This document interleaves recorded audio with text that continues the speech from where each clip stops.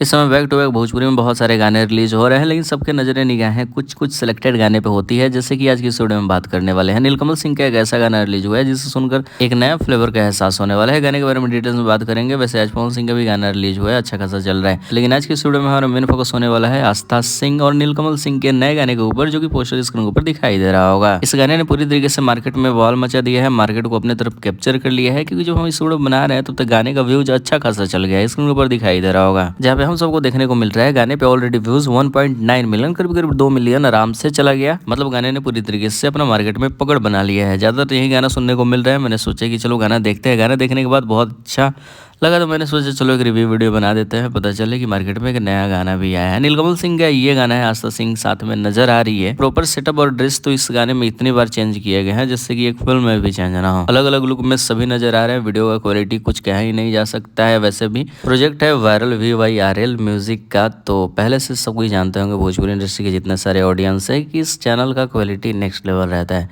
तो क्वालिटी के बारे में क्या ही बात करें, बेसिकली इस गाने के बारे में बात कर रहे हैं तो नीलकमल सिंह और आस्था सिंह के इस गाने का थीम नेक्स्ट लेवल है। बहुत अलग तरीके का फील आएगा, लाइक थोड़ा फनी भी है। तो अब तक जो लोग भी इस गाने को नहीं सुने हैं, पूरे गाने के लिंक वीडियो को डिस्क्रिप्शन में दिया हुआ है, जाकर बड़ी आसानी के साथ इस गाने को सुन सकते हैं। वैसे गाने का लिखन हुआ है प्रिंस प्रियदर्शी और गाने में म्यूजिक है प्रियांशु सिंह का। मतलब समझो कि पवन सिंह की पूरी टीम ने इस गाने में अच्छा वाला एफर्ट लगाया है। तो जाकर गाने को जरूर सुने।